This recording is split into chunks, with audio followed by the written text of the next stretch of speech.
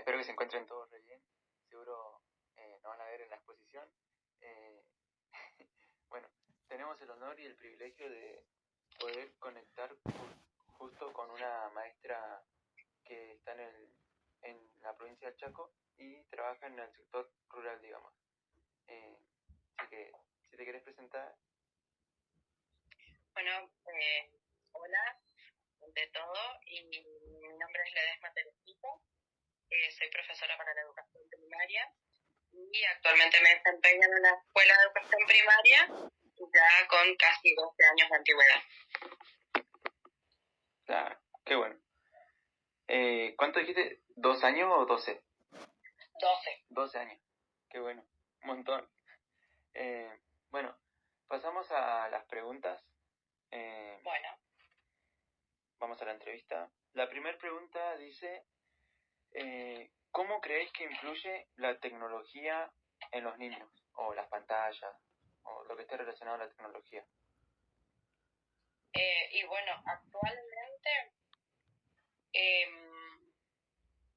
se puede decir que tienen un impacto negativo.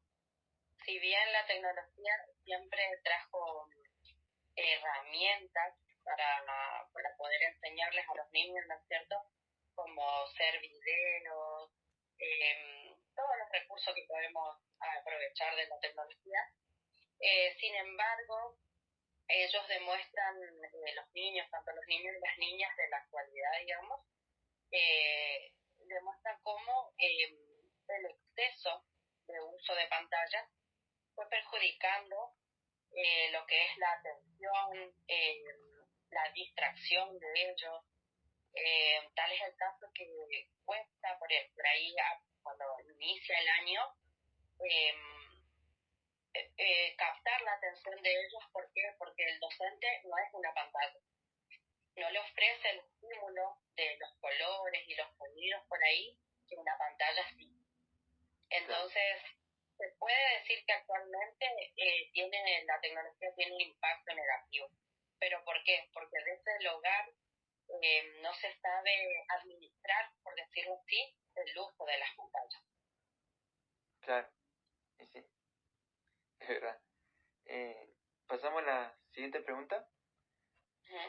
Y dice, ¿cómo haces para captar o mantener la atención en los chicos, en los alumnos?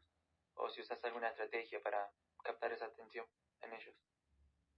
Y bueno, principalmente yo desde el año pasado incorporé un proyecto con la familia que se llamó Juegos con Amor, donde la propuesta era que por ahí en el hogar se disminuya el uso de pantalla y en lo posible se elimine, porque la verdad es que los niñitos ya son bebés y ya les están brindando una pantalla para que puedan entretenerse. Y se deja de lado otros aspectos como el compartir en familia, el jugar, el enseñar las reglas de juego. Entonces a los chicos después también les cuesta socializar con otros niños. ¿Por qué? Porque no son pantallistas. Entonces manejan niveles de ansiedad muy altos que los hace, no les permite desenvolverse de manera positiva en el ambiente escolar. Entonces, lo que yo les propuse a las familias es por ahí que disminuyan el uso de la pantalla, que no supere la hora como mínimo y las 2 horas como máximo del uso de pantalla. En niñitos de 6 y 7 años estamos hablando. Y también lo que les pedí, les solicité, es que los contenidos que le puedan mostrar sean netamente educativos. Y yo, a través del grupo de WhatsApp, les fui facilitando enlaces de videos donde se enseñan las letras, los números, reglas de convivencia, todas esas cuestiones que a ellos les sirve para la escuela. Y también, que fue un proyecto de experiencia, el armado de juegos de mesa, donde también ellos hicieron, por ejemplo, el juego de la oca, pero adaptado con el abecedario. Entonces ellos en cada lugar que avanzaban iban aprendiendo una letra y iban haciendo actividades en base a esa letra, por ejemplo. Claro. También otros hicieron con números. Y bueno, y la idea era que puedan armar la familia con los niñitos del juego y también que puedan tener un tiempo de jugar ese juego y que se haga un hábito en lugar de darle la pantalla. Esa es una de las estrategias que yo utilicé y por ejemplo, esto fue el año pasado y este año estoy con el mismo grupo de alumnos y lo que por ejemplo yo noto es cuando ellos están un poquito flojos en lectura o están olvidados de algunas cositas, ya les pregunto, ¿estuvieron mucho con el celular? O a veces van con sueño y le digo, ¿estuviste mirando mucho el celular anoche? Y eso enseguida te dicen.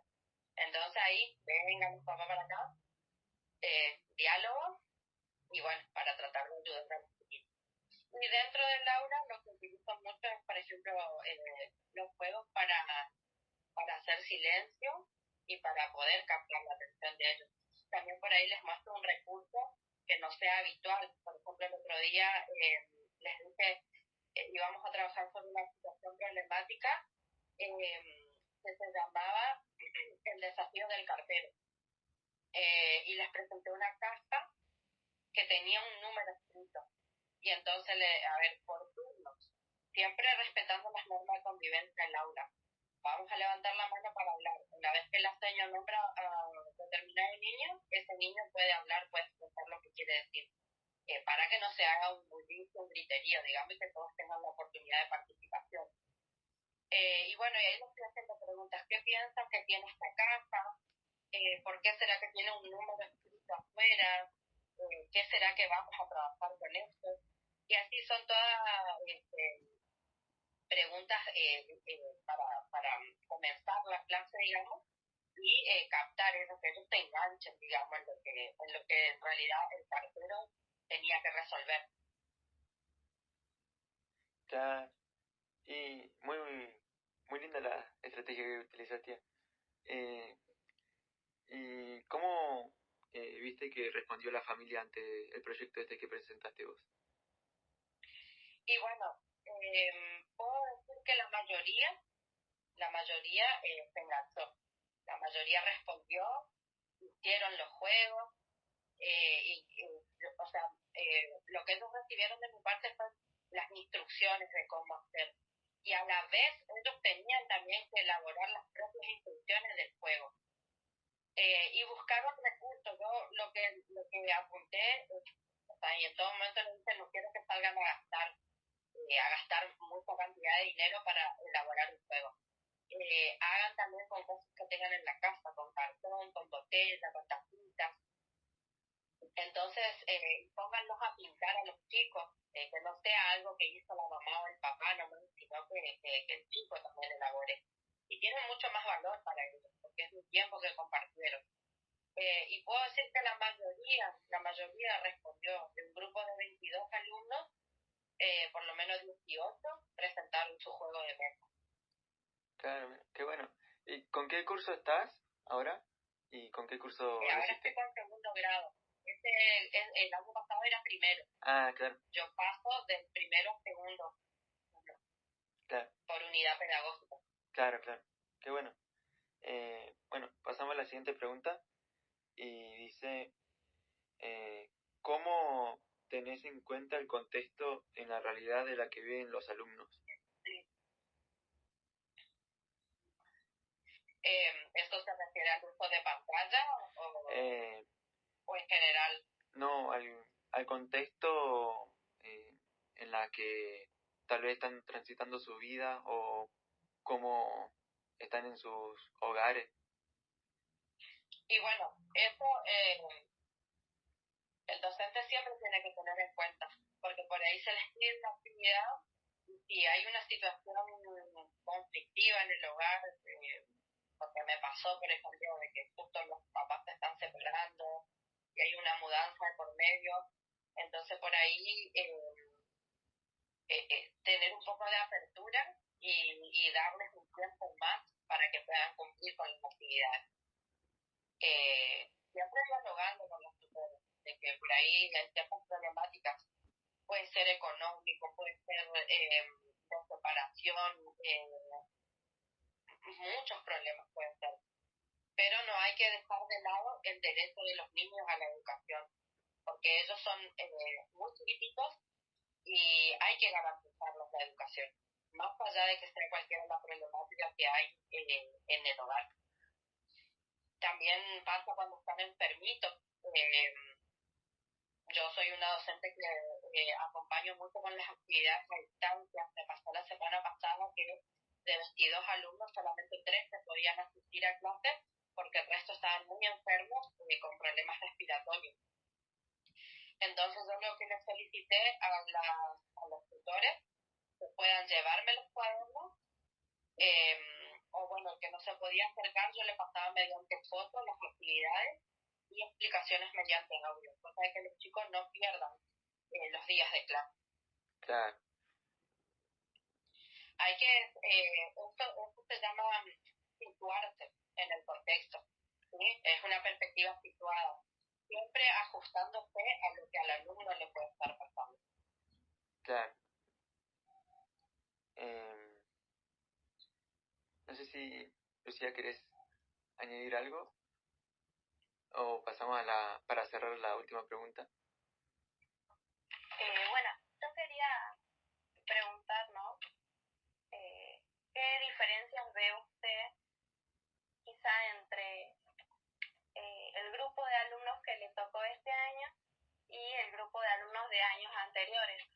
¿Cómo va tal vez cambiando las infancias a partir de los años? Bueno, hay una diferencia muy marcada y que viene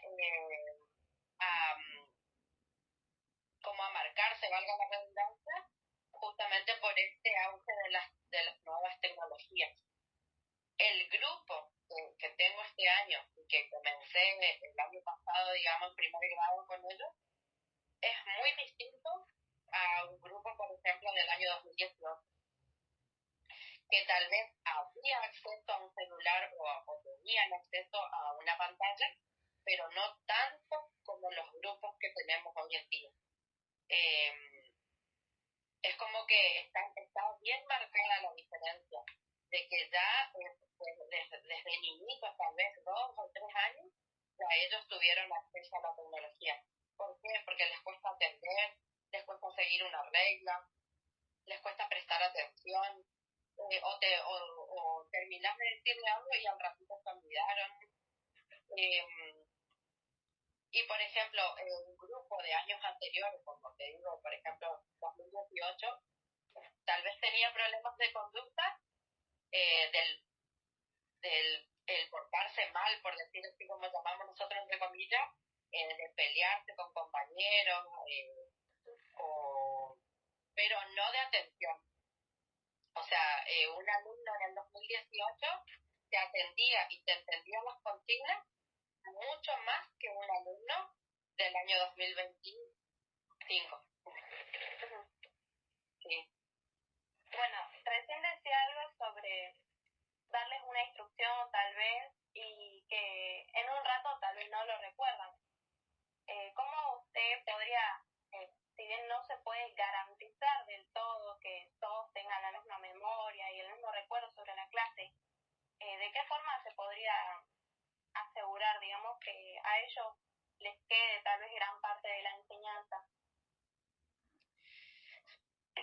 Y bueno, ahí lo que yo hago, la estrategia, es el mandar el cuaderno de tareas como refuerzo de lo que se trabajó en clase.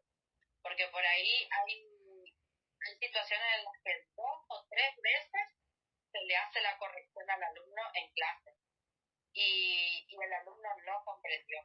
Entonces, es como una regla. Te explico, te muestro cómo lo resuelvo yo, lo resolvemos juntos y después lo resolves solito. Es como una secuencia que se utiliza. Si el alumno en la parte que le toca la última última parte sería donde le toca resolver solito, no puede, bueno, lo traigo a mi mesa, a mi escritorio, mientras me aseguro de que el resto esté con actividad para que no se empiecen a portar mal, digamos, o se levanten, o siempre trato de entretenerlos con algo. Cosa de personalizar la enseñanza con ese alumno que le sigue costando. Bueno, trato de ser lo más explícita posible, el paso a paso de cómo tiene que resolver. Termina resolviendo con mi ayuda, pero después en el cuadernito de tarea para el domicilio yo mando una ejercitación para que en casa también lo puedan ayudar, que vaya a la casa y que recuerde lo que hubo en clase. Claro. Bueno, para ir cerrando la entrevista, pasamos a la última pregunta, que se trata de qué estrategias usás para garantizar la inclusión en los alumnos. Ponele, entrarían los alumnos con capacidades diferentes, TEA, autismo, TDAH. Ajá. Bueno, actualmente se nos llama alumnos con discapacidad en proceso de integración. Así se los llama, vieron que está cambiando la terminología, pero nosotros acá en la provincia del Chaco los llamamos de esa manera. Y bueno, lo que se hace es adaptaciones. Yo trato en todas las clases, o sea, cuando yo imprimo las fichitas las fichas de trabajo para los alumnos, trato de ver del contenido que les voy a dar al grupo clase, yo tengo que darle el mismo tema, el mismo saber a mi niño integrado, pero tengo que bajar un poco el nivel de complejidad. Y saber que yo tengo que andamiar o acompañar más de cerca el proceso que este niñito haga. Por ahí yo, como les digo, explico, o sea, doy la clase, les muestro cómo resolver, o sea, resuelvo yo, resolvemos juntos y después lo resuelven solitos. Los niños que no son integrados, en su mayoría, cuando llegan a esta parte de resolver solitos, lo pueden hacer. Si estuvieron atentos a la clase, si comprendieron el tema, si comprendieron cómo se resolvía, ellos automáticamente pueden resolver solitos. Con los niños integrados no. Con la mayoría hay que, como yo digo, sentarse con ellos, ¿sí? Y brindarle la enseñanza personalizada más de cerca y aparte con consignas más sencillas, por ejemplo, de trabajo, que al resto. Actualmente yo tengo un niñito que tiene retraso cognitivo, tiene un certificado único de discapacidad, donde está certificado que él tiene retraso cognitivo, social y motor. Así que con él yo trabajo bajando el nivel de complejidad de los contenidos. Siempre trato de pensar en la edad mental que está teniendo el alumno. Este niñito es un alumno de 7 años que también tenga una maduración como un niñito de 2 o de 3 años. Entonces yo voy a trabajar los números con el resto del grupo.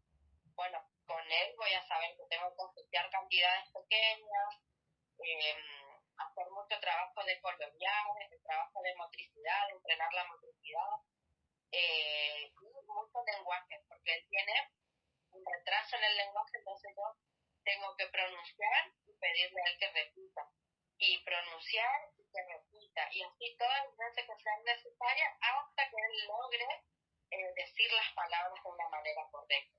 Estamos con palabras todavía, no todavía con oraciones, pero la idea es que él avance, digamos.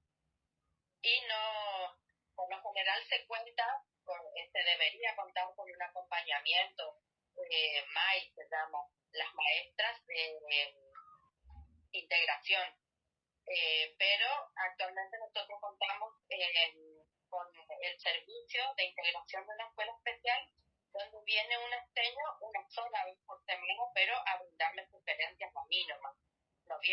trabajar con el alumno.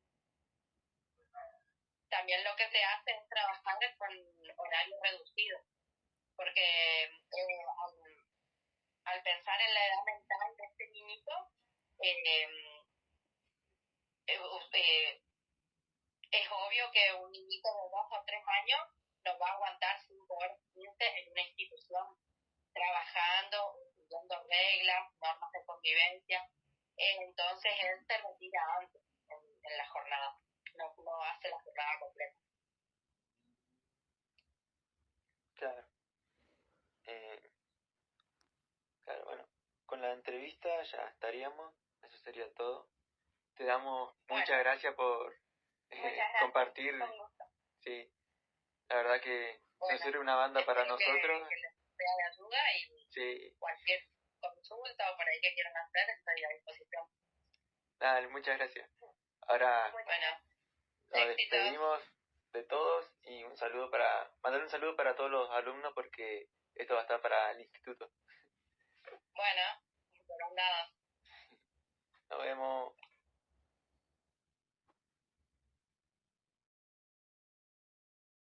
Bueno, nos presentamos primeramente. Yo me llamo Lucía, él es Milton. Bueno, queríamos hacer este trabajo buscando una escuela primaria. Primero que nada buscábamos lo que sería la cercanía, cosas así, pero se me ocurrió venir acá porque de esta escuela, digamos, me egresé yo de la primaria. Y bueno, queríamos hacerle estas preguntas. La primera sería, ¿cómo cree usted que influye la tecnología en los niños de hoy en día?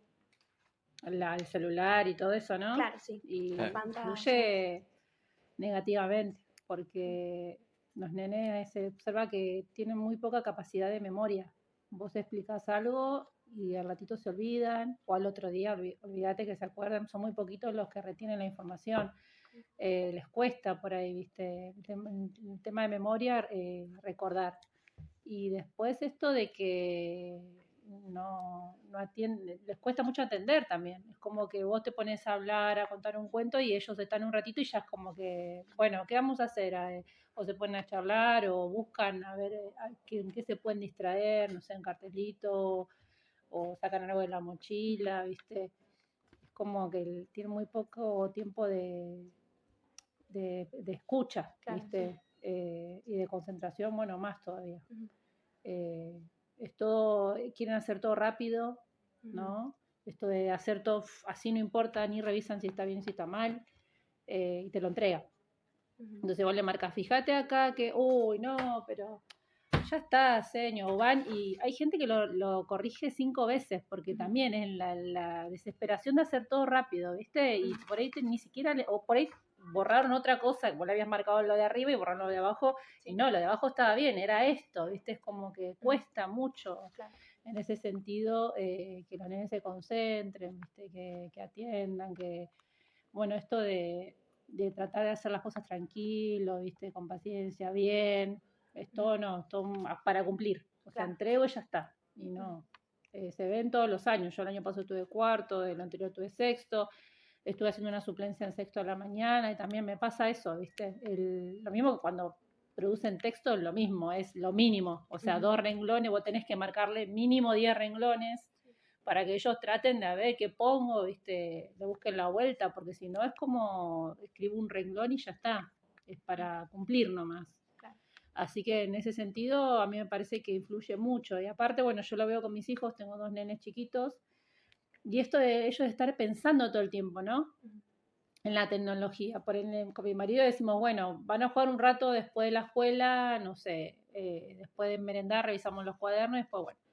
Y ellos como que están ahí pensando todo el tiempo en ese momento que les va a tocar, ¿viste? La horita o la media hora, lo que corresponda, ¿viste? Pero es una cuestión de que ellos todo el tiempo están pensando en eso, como que no hay como éramos antes, que nosotros sabíamos que teníamos, bueno, ustedes son muy chiquitos todavía, pero en mi época había 1 hora a la tarde, a las de 5 a 6 dibujito, y nosotros sabíamos que era esa hora y ya estaba. Y después jugábamos tranquilos, nos relajábamos, íbamos, o sea, a la casa del amiguito, lo que sea, pero no era la tele todo el tiempo en la cabeza de uno. Me parece que ahora ese es el gran problema de las infancias, ¿no? El tener todo el tiempo en la cabeza el querer estar con el celu, con la tele, o con el YouTube, o con lo que sea. Y me parece que eso es lo que genera mucha ansiedad en los nenes, esto de querer hacer todo rápido, no poder concentrarse. Así que para mí es terrible. Para mí, yo lo veo a mis hijos, en los nenes que tengo ahora a mi cargo, y es terrible, ¿viste? Cuesta mucho. Sí, podríamos decir que en los niños más pequeños es difícil quizá mantener la atención, Sí, y en sí, sí. los de ciclo superior, digamos, captarla de esa forma, ¿no? Sí, también los nenes grandes también se observa esto, ¿no? Como, ¿y qué vamos a hacer? Pero espera que te estoy explicando, vamos a charlar un ratito, ¿no? Esto de como que todo el tiempo tenés que ir cambiando, ¿no? Ahora charlo, ahora te da la actividad, ahora es como el tema de la, ¿cómo se llama? Del cambio rápido de las actividades, ¿viste? Eso noto yo, que para mí es la relación del pasar el video, ¿no? El pasar, como que tiene que cambiar todo rápido. La otra pregunta sería, ¿qué estrategias podría usar usted o recomendaría para captar y mantener esa atención? Que bueno, decimos que es algo difícil, pero ¿de qué forma podría lograrlo? Y yo por ahí acudo mucho al juego, ponerle, cuando no me escuchan me pongo a hacer así monería, bueno, a ver, o hago algo gracioso, entonces ellos como que enseguida captan. Yo tengo 3er grado, igual son chiquitos. Sí. A los grandes les hablo más. A los grandes les digo, chicos, por favor, ¿no? A los chiquitos como que vos le hablás y es, o sea, ¿viste? Chino básico, entonces más por el lado del juego. Bueno, a ver. Y ellos, si vos les traes juegos y demás, también son más de engancharse. Sí. Y después, más que nada esto, llamarlos, ¿no? Bueno, a ver, fulanito, o pedir que me ayuden a hacer algo, a ellos les gusta mucho ayudar. Pero me parece que en los casos de los chiquitos es más por el lado del juego, o sea, proponer juegos o hacer un chiste, ponerle, o a pedir que te ayuden. Para mí va por ese lado, ¿viste? Más que nada, para captar la información. Bueno, acá usamos mucho los videos para introducir a los temas, videos cortitos de 4 minutos, ponerles, vamos al aula, bueno, hacemos la lectura de un texto o algo, pero bueno, ya el video ayuda a que ellos por ahí entiendan un poquito más y se enganchen más en la clase. Pero para mí va por ese lado, más que nada. Después, bueno, ¿qué cosas a la hora de armar una clase, de preparar una propuesta para llevar al salón, toma en cuenta? Y la diversidad del grupo, primero. No, esto de que hay nenes que por ahí no escriben aún, que necesitan mucho acompañamiento, y después tenés los otros que por ahí te hacen las cosas rápido. Hay, no sé, los 20 y los 19 que son, por ahí 3 son los que trabajan solitos y vos vienen y te traen, ¿viste? Para corregir, o que vos sabés que no necesitan generalmente ayuda. A veces que sí, por supuesto, ¿no? Pero eso, más que nada, ver qué puedo llevar para que en general se pueda trabajar, ¿viste? Porque si no, una clase de 50 minutos la tenés 3 horas, ¿viste? Porque si no es como que están estos nenes que por ahí hacen las cosas rápido y que después, ¿qué hacen? ¿Viste? También. Por eso yo estoy pensando hacer una biblioteca en el aula, ¿viste? Para que ellos que por ahí terminan rápido vayan, elijan un libro, o traer alguna actividad extra, ponele. Pero sí, más que nada se piensa en eso, bueno, teniendo en cuenta el contenido que vos tengas que dar y pensando a futuro también en que ellos tienen que avanzar. O sea, cómo es complicado, ¿viste? Porque los que aún están en proceso de alfabetización tienen que llegar a la alfabetización, y los otros que ya leen tienen que avanzar en, no sé, en la comprensión de texto o en algún otro aspecto, ¿viste? Que hace a los estudiantes. Así que más que nada yo me fijo en eso, ¿viste? En el grupo, en las características del grupo. ¿Tienes algo para agregar? ¿Cómo también tener en cuenta el contexto de la realidad en la que viven cada chico Claro, también? eso es otra cosa también. Eso es otra cosa porque, o sea, si bien yo estoy con ellos 5 horas, a veces, por ejemplo, los jueves y viernes no tengo especial, estoy las 5 horas con ellos, muchos están muy flojitos porque se nota que no falta acompañamiento de la familia, ¿viste? Entonces, o hay muchos que faltan mucho, ponerle, y no por enfermedad, sino por cuestiones familiares. Claro. Entonces también son cosas que escapan a nosotros, ¿viste? Por más que hagamos actas y demás, bueno, hay gente que sí, igual, sigue teniendo la misma vida, ¿viste? Entonces son nenes que están muy atrasados y bueno, tenés que ver qué trabajo haces acá en el aula para hacerlos avanzar, porque sabés que no se cuenta, ¿viste? Con un apoyo familiar. Por suerte acá, bueno, por lo menos en el grupo que yo tengo, aparentemente, ¿no? Según lo que yo digo, porque he tenido nenes que por ahí sí se nota que son nenes que carecen de necesidades básicas, ¿no? Que por ahí papá cartonero, bueno, cuestiones de adicciones de drogas, de la familia, ¿viste? Vos te das cuenta que el nene viene con la misma ropa toda la semana, pone lo que viene con las manos resucias, que sabe que no se lavó en todo el fin de semana las manitos. Bueno, en el grupo que tengo hoy, por suerte, no observo eso, ¿viste? Pero sí hay algunos casos donde se nota que falta acompañamiento, ¿viste? De la familia. Pero bueno, uno siempre está pidiendo eso, citando a las familias y demás.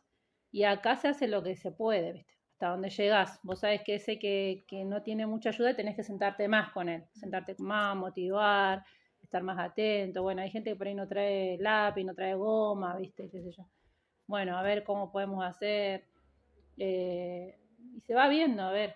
Vos te vas fijando quiénes son por ahí los que necesitan más acompañamiento tuyo y te vas ahí dividiendo, ¿no? Claro. Porque lo que a veces hago es, bueno, estos que tienen dificultades, bueno, vení, vamos a hacer los 3 juntos, ponele, ¿no? Entonces eso me permite a mí trabajar con los nenes que están más flojitos y al mismo tiempo. Entonces, porque si estoy 10 minutos con uno, 10 minutos con otro, ya se me pasó media hora, ¿viste? Entonces lo que hago, bueno, vení acá, vení fulanito, menganito, veníamos a hacer los 3 juntos, los 4 juntos. Entonces voy marcando así, bueno, le pregunto a uno, le pregunto al otro, cosa que puedan todos razonar o, bueno, pensar la actividad. Y voy buscando esa forma. Bueno, acá en la escuela también está el equipo de orientación donde uno hace las derivaciones y se supone que ellos tienen que ir al aula también a acompañar. Y generalmente es así, viste, uno con los años te das cuenta quién necesita más ayuda, quién no, y te vas organizando en el trabajo del aula, a ver cómo puedes hacer para que esos nenes avancen, ¿no? Hay veces también que le copias, yo a veces que le copio la actividad y ellos resuelven, cuando veo que tarda mucho, entonces bueno, a ver, vení que yo te copio y lo resolves vos. Voy viendo, ¿viste? A veces traigo copias para que ellos no pierdan tiempo copiando. Y bueno, y eso, uno va viendo, ¿viste? ¿Qué estrategia puedes aplicar? Sí. Bueno, sabemos que hoy en día, quizás los nenes con toda esta ansiedad que mencionabas, muchas veces aún a ellos mismos no tienen mucha tolerancia a lo que sería el error Sí. con ellos mismos, digamos. ¿Cómo podría lidiar de esa forma? ¿O cómo podría enseñarles también que eso es parte del aprendizaje? Sí, bueno, en ese sentido yo soy una seño, yo me doy cuenta que soy una seño que usa palabras no para decirle, no, mirá, lo hiciste mal, ¿no? Yo digo, no, fíjate acá, y trato de volver a preguntarle de distintos modos, y yo veo que no entiende, bueno, le doy ejemplos. Entonces los nenes saben que conmigo no tienen problema, que se pueden equivocar, que yo les voy a marcar y que no va a pasar nada, ¿sí? Porque yo sé, bueno, de casos que por ahí, no, pero fíjate, ¿cómo haces esto? Y bueno, ya los nenes después no te vienen a preguntar nunca más nada. Claro. Pero bueno, en ese sentido yo considero que es una fortaleza de, bueno, mi labor docente, esto de marcarle, no, fíjate acá, fíjate, ¿a vos te parece que va esto? ¿Cómo lo podríamos hacer distinto? Y si yo veo por ahí que se le complica en cuanto a la comprensión, bueno, darle ejemplo, dar una hoja, ¿no? Si es matemática, por ahí le hago dibujos, ¿no? Voy buscando distintas estrategias para que ellos vean en qué se equivocaron, pero siempre de modo de que ellos vean que no pasa nada, o sea, que ellos aprenden del error. Y siempre lo marco a esto, ¿no? Porque, por ejemplo, me pasan las pruebas que siempre les marco, ¿no? Que es una actividad para hacer solitos. Y siempre le marco esto, que si ellos se copian, que lo único que aprenden es a copiar, otra cosa no aprenden. el que se equivoca aprende, le digo yo, porque ahí se dan cuenta qué es lo que no tienen que volver a hacer la próxima. Entonces les marco mucho esto, de que no pasa nada si se equivocan, que es parte del proceso, que así se aprende y demás. Parece que tiene que ver mucho con la seño, con cómo vos marcás los errores, pero bueno, yo por ese lado me parece que es uno de los de la fortaleza que tengo como seño, de que los nenes saben que si se equivocan no pasa nada, ¿viste? Que lo pueden volver a intentar. Teníamos una pregunta sobre la inclusión. Sí. ¿Qué estrategias usa que puedan garantizar la inclusión, tomando en cuenta que los grupos son bastante diversos? Sí, lo que yo hacía, bueno, este año tengo un nene con un tema muy, muy leve, que no necesita ayuda ni más, solamente la dificultad de él es en cuanto a lo comunicacional, viste, que por ahí quiere participar en la clase y no te va a hablar del banco, sino que te va a venir a decir acá, al lado tuyo, te va a decir señas así bien bajito la respuesta y bueno, después va y se sienta. Pero he tenido casos de TEA severos. Y, por ejemplo, lo que he hecho con un tema, he agarrado el libro de texto de que usa el grado y lo que hacía era tomar oraciones sencillitas del texto e ir incluyendo imágenes, hacerle todo el caminito, ¿no? Con imágenes al niño para que vaya comprendiendo. No recuerdo ahora ni un tema, pero bueno, tenía nenes en sexto con TEA. Y le hacía eso, ¿viste?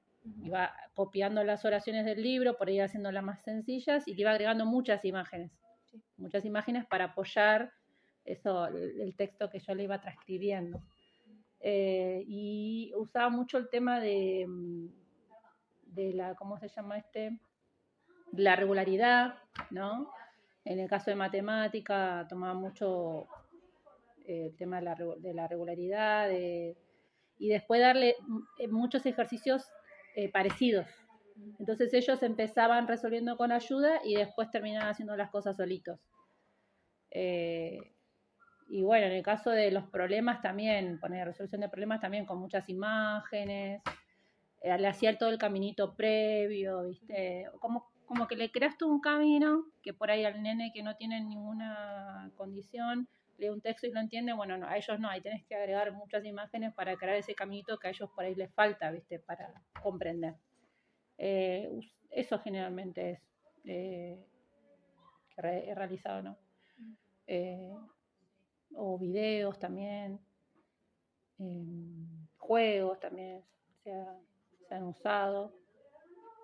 Pero bueno, siempre me ha resultado trabajar de ese modo con los chicos por ahí con alguna condición. Bueno, ya como para cerrar, queríamos saber si usted, bueno, dijo que tenía 2 años de trayectoria, ¿tenía algún consejo que diga, bueno, tomando en cuenta que somos un primer año, que pueda darnos? ¿Cómo que? Ya sea en lo que es la trayectoria de la carrera en sí, como en lo que es ejercer.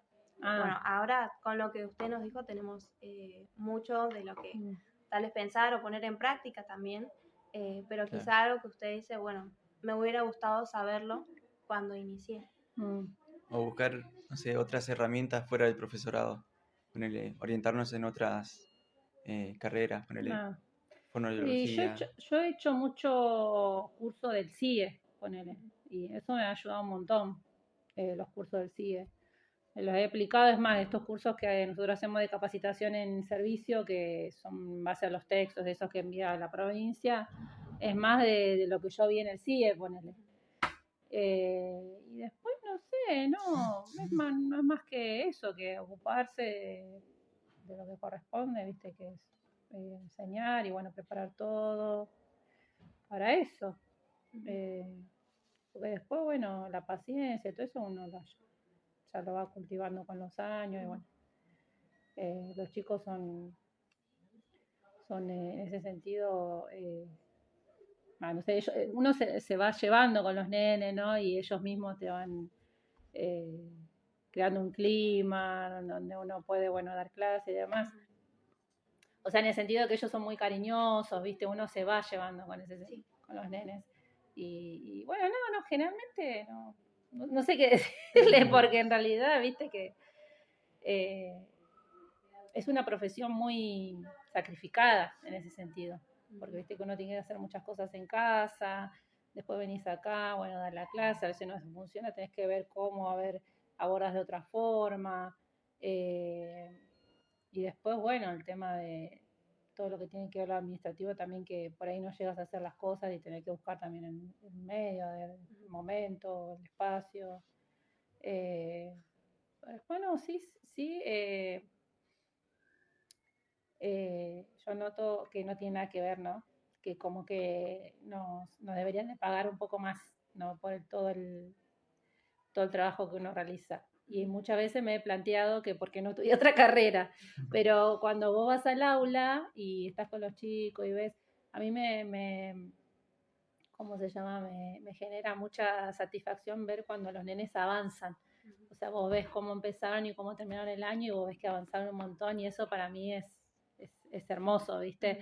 Cuando vos ves, o cuando no leían y empiezan a leer y ves sus caritas como de alegría, ¿viste? Que les sale, que se acuerdan, que pueden leer, bueno, esas cosas a mí me rellenan.